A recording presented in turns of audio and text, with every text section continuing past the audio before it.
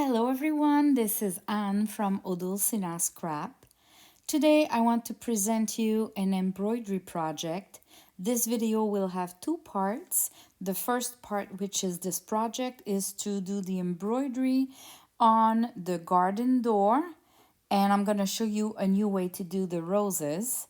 And the next video will be to create that big cluster, a little bit of a crazy quilt there. Okay, so I've been using my 100% cotton fabric. It's a heavy cotton. I suggest you wash it into the washing machine and into dryer if you want. You trim or you cut them by just cutting a little part, and then you tear the cotton apart on every sides, and then you have like a square like that. I doubled it with scrap pieces of cotton that I had, and I used that wood frame just to have a good tension, and so I'm not fighting with the fabric when I do my embroidery. In order to do those roses, which is a new technique that I never showed you before, you're gonna use the 7 millimeters ribbon, silk ribbon, and you're going to use a length of about 10 centimeters max. Then you're going to use a thread, an embroidery thread, just to stitch your ribbon to the fabric, and you stitch it to the second layer of fabric so it doesn't show on the front like that.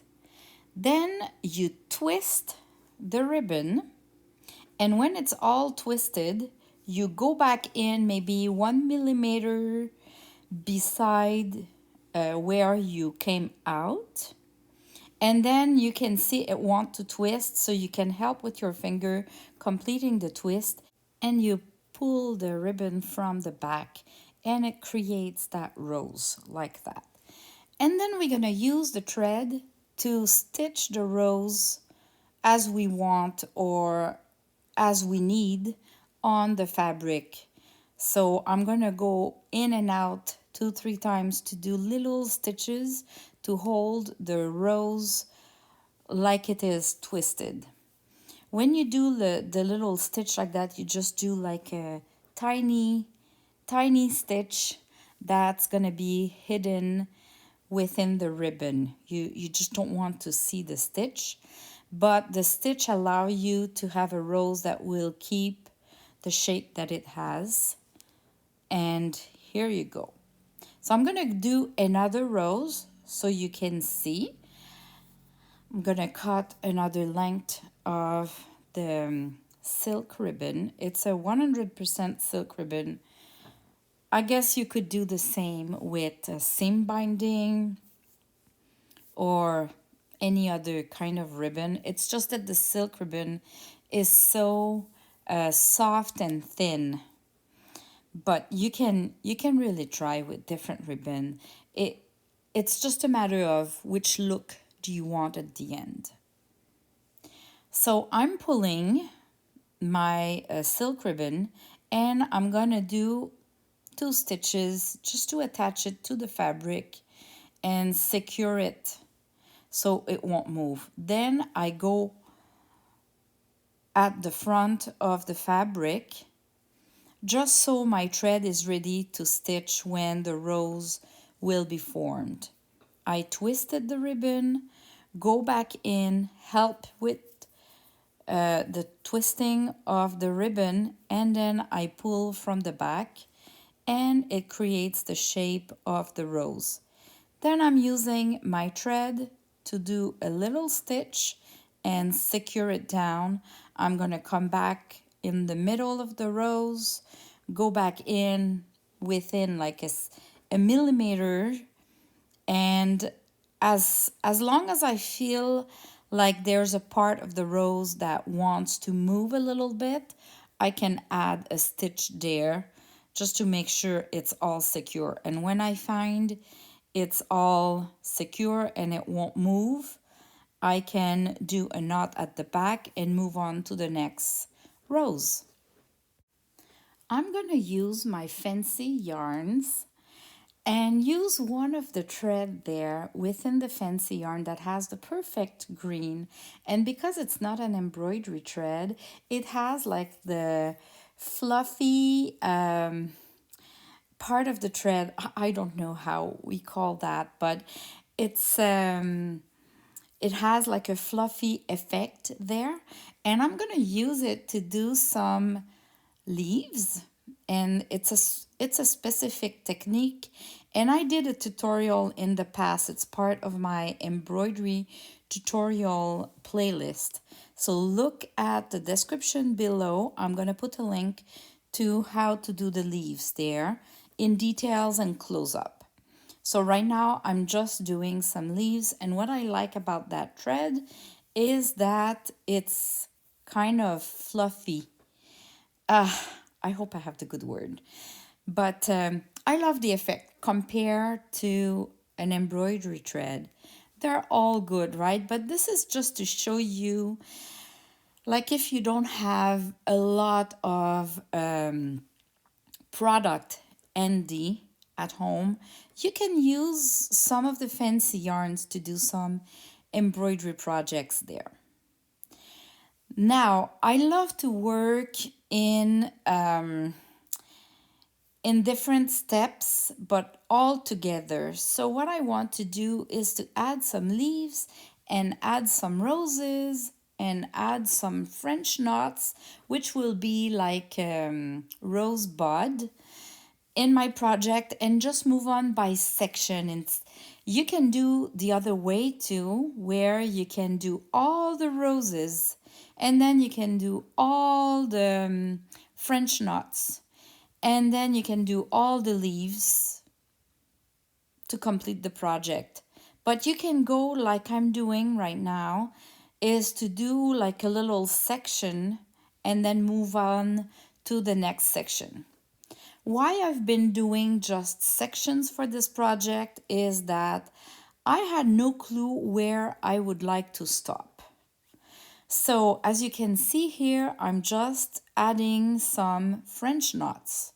But instead of doing them with the embroidery thread, I do them with the silk ribbon.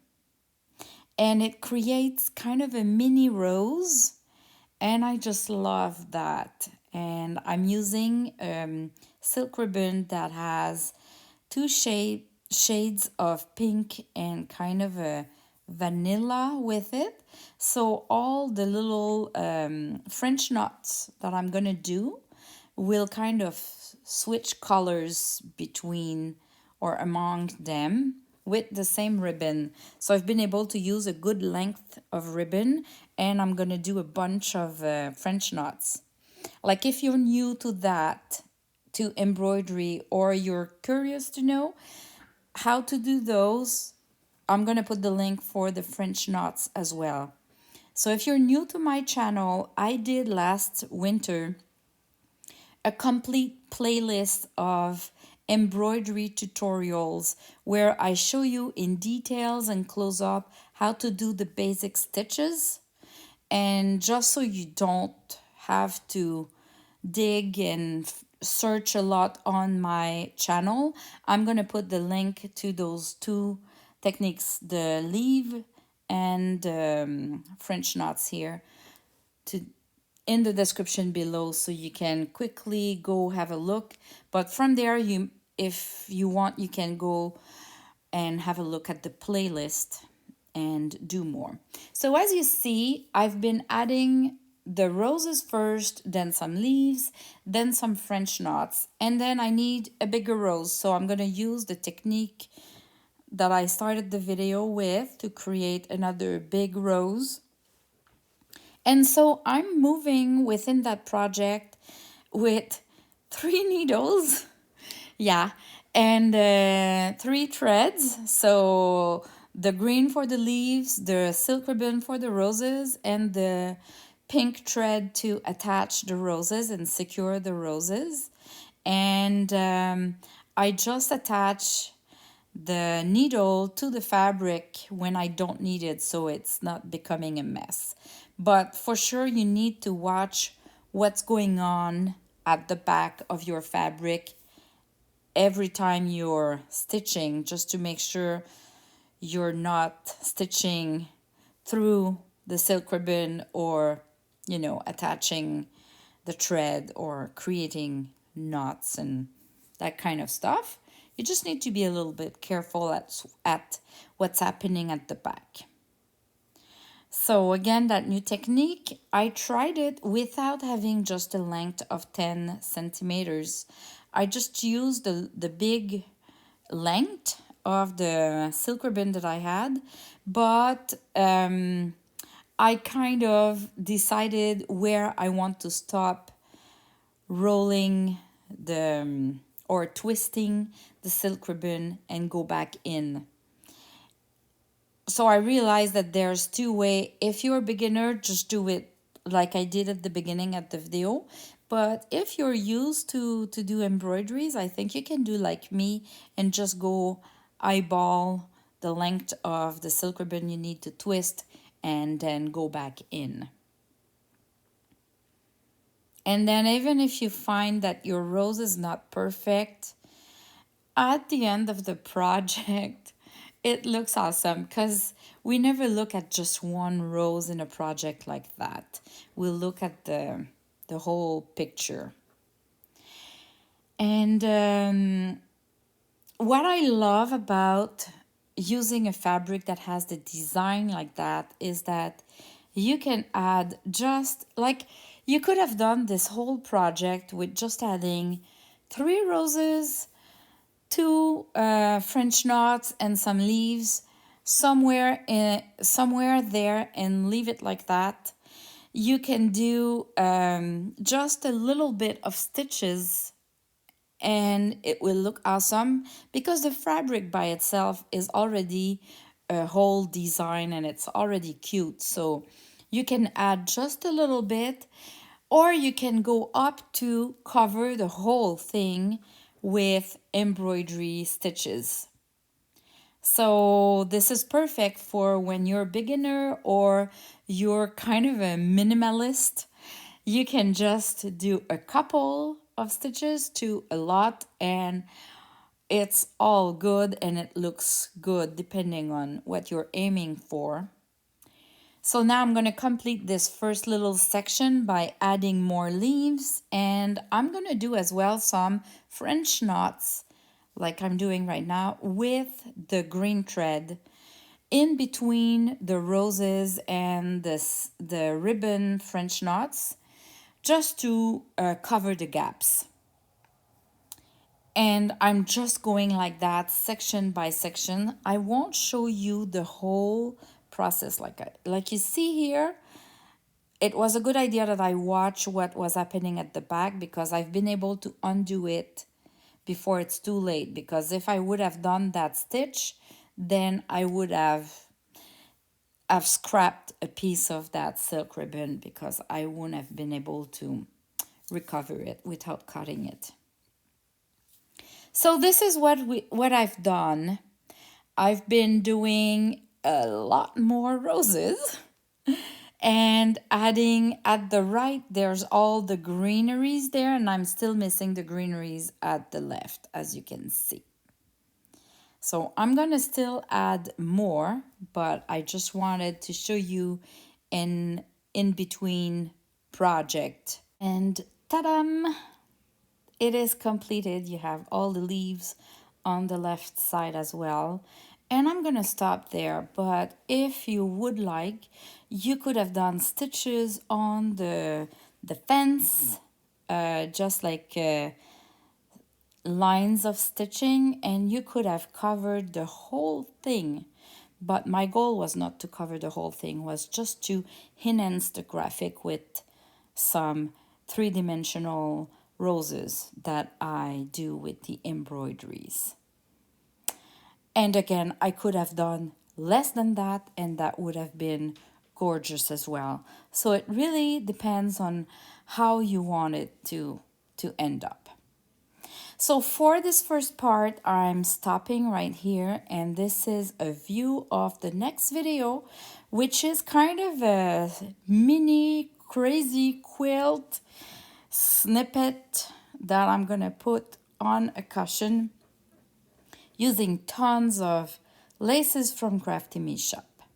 So I hope you enjoyed this video and will watch the second part. And I'll see you in the next video. Thanks for watching. Bye bye.